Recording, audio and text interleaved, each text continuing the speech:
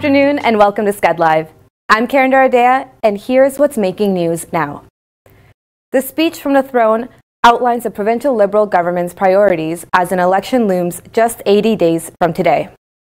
Kathleen Wynne's government is promising to deliver a commitment to care by expanding childcare, senior care, student tuition support, and farmer care programs. Details of the commitments outlined today are expected in next week's budget, which Finance Minister Charles Sousa will present in the legislature next Wednesday, March 28. For more details, check out the article by Kaylee Perkins at skedline.com. York University administrators say they are ready to return to the bargaining table on Tuesday. The union, which represents 3,700 of the school's striking teaching assistants and contract faculty, say they are prepared to get a deal and end the strike as quickly as possible. QP 3903 walked off the job on March 5th after voting against the proposal from York that the administration described as its final offer. In other news, Toronto police have identified the man and woman who were killed at a North York bowling alley Saturday night. Tan Tien No and Ruma Amar were shot in front of the entrance to Playtime Bowl and Entertainment at 33 Samwer Road shortly after 10 p.m. Police said the two victims did not know each other. Amar was at the bowling alley with her husband and younger sister and was caught in the crossfire as she was leaving. No was targeted by two men. Police say the first suspect gunman was wearing a blue hooded shirt with black shoes, and the second suspect wearing a black hooded shirt and black shoes with white soles. Anyone with information is asked to call police at 416-808-7400. A man has serious injuries after a shooting inside the 7 West Cafe, a 24 downtown restaurant, this morning. Police were called to the corner of Yonge and Charles Streets shortly after 4:30 this morning. The victim was rushed to St. Michael's Hospital after being shot in the leg. So far, there is no information about possible suspects. Now we're heading north, where tragedy has struck a family in Barrie after a carbon monoxide leak has left a daughter and mother in the hospital and a baby dead. Police responded to a 911 call from a father at around 8:30 a.m. after finding his family inside the home. The mother and her two children, aged 2 and 10 months, were rushed to the hospital. The 10-month-old boy was pronounced dead. All three showed signs of carbon monoxide poisoning, according to Barrie Fire Chief Corey Mainprize. No names have been released, and both Barrie Police and the Office of the Chief Coroner are investigating. In other news, a possible E. coli contamination has caused a recall on a brand of lean ground beef, according to the Canadian Food Inspection Agency. The Good Butcher brand has been sold in Ontario, Quebec, New Brunswick, Nova Scotia, and PEI. The recall includes packages with best before dates of March 19th and March 21st. No illnesses have been reported from eating the recalled beef.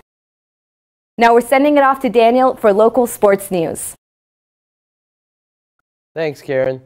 The Humber Hawks women basketball team has put the finishing touches on yet another perfect season, winning the OCAA National Championship. Powered by seniors Alina Domingo and CJ Nufuente, the Hawks defeated second-ranked Dawson 68-61. Nufuente scored 21 points, and it was her layup in the last quarter that iced the game. Her efforts led to her being named MVP of the tournament, the second time she has earned this honor. Coach AJ Shawarma spoke wonderfully of his team, calling himself lucky to be able to coach special players such as Nufuente and Domingo. Now, after a season in which the Hawks went 26-0, the girls will head into the offseason with not only a national title, but with the title of being perfect. After putting together an 11-game win streak, the Toronto Raptors saw their streak crash and burn after a 132-125 loss to the Oklahoma City Thunder on Sunday afternoon.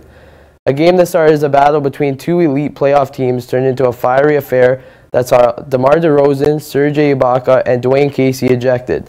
After driving to the basket for a potential game-tying layup, DeRozan appeared to be fouled by Thunder's player Corey Brewer, but no call was made. DeRozan, furious over the no call, was ejected minutes later, and shortly after, Ibaka and Casey joined him in the locker room as they were also dismissed.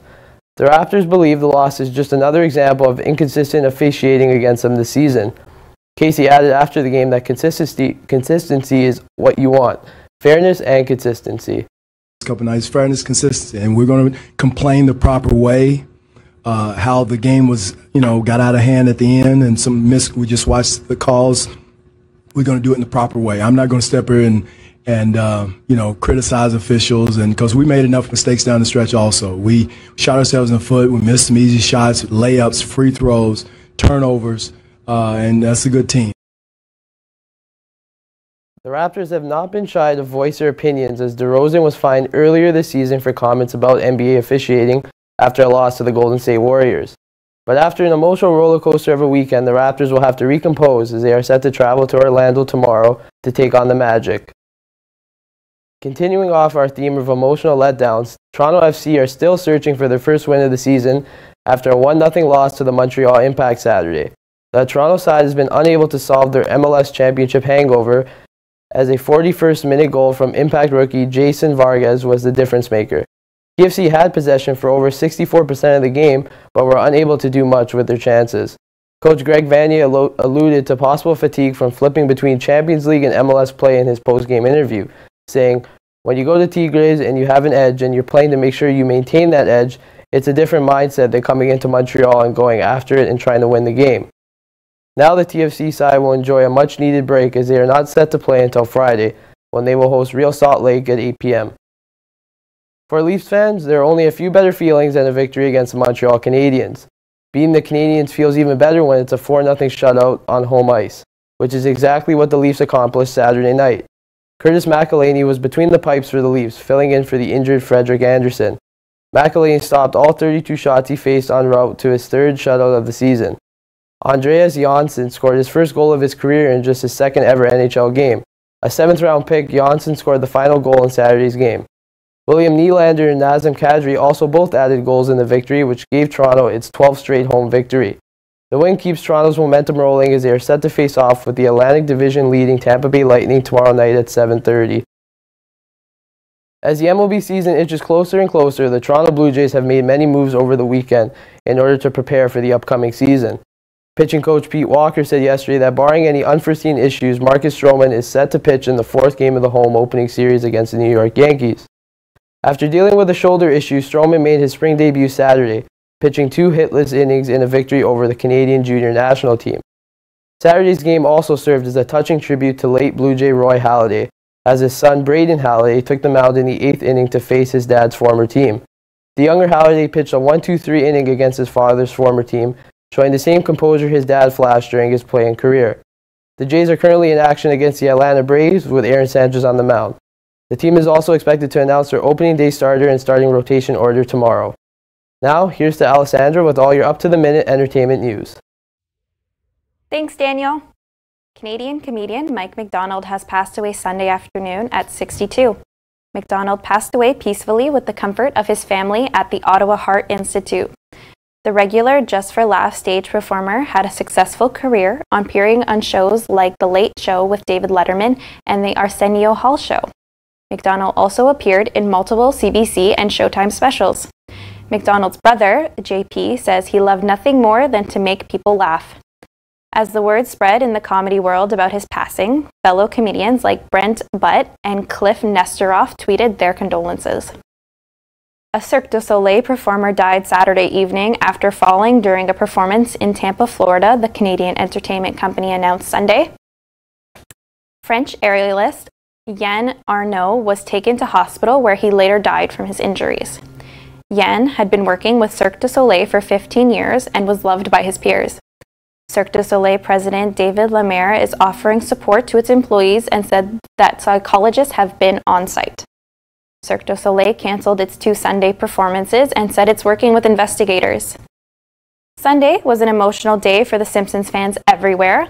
After the passing of longtime writer Kevin Curran in 2016, The Simpsons aired the last episode written by him.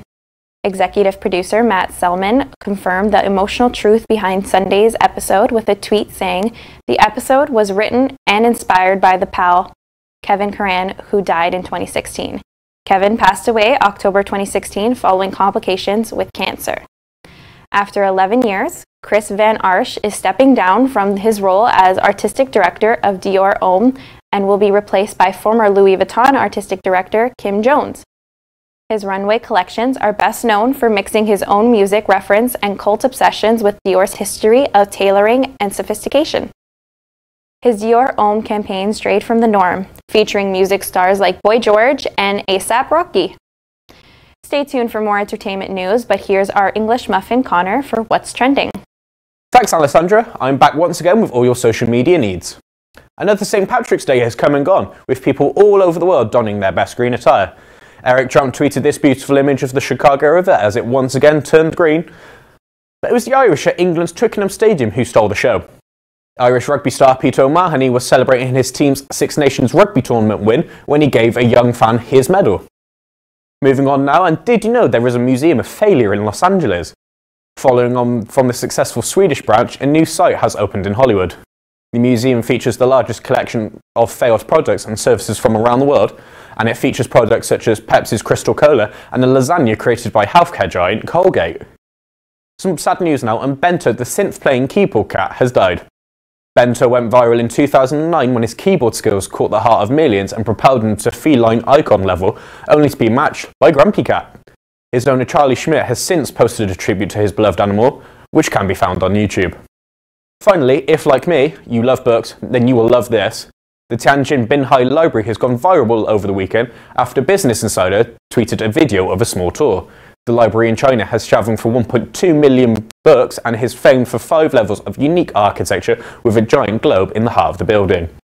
The co-founder of MVRDV, Winnie Mass, said that angles and curves are to stimulate the different uses of space. Together, they form the eye of the building. That's all the time I have for now. Back over to the lovely Alessandra for more entertainment news. Thanks, Connor.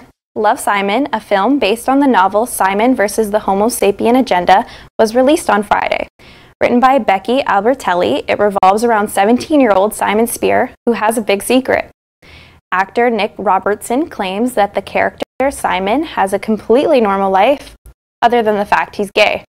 Love, Simon has empowered viewers and dominated the gay-themed romance category. While it has not been starting off with a blow-away in the box office, Twitter is sure that it is one of those movies that will improve in a few weeks with the incredible positive word-of-mouth attention it's receiving. Not since Avatar has the box office had a hit like Black Panther. The Disney release grossed over $27 million in ticket sales this weekend, making it the top of the box office for the 5th straight week. Worldwide, Black Panther has made over $1.1 billion. Girl group Fifth Harmony announced this morning that they are taking an indefinite hiatus from music as a group. Dina, Normani, Ali, and Lauren have attributed their hiatus to their desires to pursue solo careers, following in the footsteps of former Fifth Harmony member Camila Cabello, who left the group in 2016. The group posted their announcement on the Fifth Harmony Twitter account, saying that they appreciate their fans, the Harmonizers, for the love and support over the last 6 years. Beyoncé, Jay-Z, and daughter Blue Ivy attended the 2nd annual Wearable Art Gala in Los Angeles Saturday, where Blue did some bidding on behalf of her parents. Mother and daughter wore matching gold dresses when they arrived at the Alexandria Ballroom before the event. During the auction, Blue held the paddle high on a bid for $17,000 on an acrylic painting of Sidney Poitier. However, was bid out by Tyler Perry, who won the piece for a pocket change of $20,000. Now back over to Daniel for the rest of sports news. Thanks, Alessandra. The Paralympics have wrapped up, and the Canadian athletes are returning home arms full of gold. Canada won 8 gold medals, tied for second most, only trailing the United States, who earned 13 gold medals. At the competition, their 28 total medals is also a new record, surpassing their previous best of 19 set back in 2010 in Vancouver. Paralympian Brian McGeever was Canada's most decorated athlete, winning 3 gold medals at the Games. McGeever won his 3rd gold medal in the visually impaired 10-kilometer ski on Saturday, giving him 13 career gold medals. After carrying the Canadian flag into the opening ceremony, McGeever also won the 20-kilometer race and 1.5-kilometer sprint classic to become Canada's most successful winter athlete in history. McGeever is unsure if he will continue on past these games, saying, "It won't necessarily be up to me, it will be up to my body. citing his health and injuries are key factors in his status moving forward. Canadian sprinter Andre DeGrasse has withdrawn from the Commonwealth Games. The former Olympic medalist said in a statement that he is skipping the Games in order to be better prepared for a full outdoor season. The Markham native is recovering from a season-ending hamstring injury in 2017, and though he claims to be fully recovered, he says he is just not where he wants to be from a fitness point. DeGrasse previously won silver in the 200-meter and bronze in the 100-meter at the 2016 Olympics. The Commonwealth Games are set to begin April 4th in the Gold Coast city in Australia. Now, back over to you, Karen. Thanks, Daniel. Police in Austin, Texas are investigating after last night's explosion left the capital on alert. It is believed that the bomb was activated by a tripwire, which has them suspecting that they are now dealing with a serial bomber, according to Police Chief Brian Manley. This is the fourth explosion since March 2nd. Chief Manley has asked the community to pay close attention to any suspicious devices, such as packages or backpacks, and to call police immediately. Facebook is facing a large data breach by Cambridge Analytica that dates back to 2014.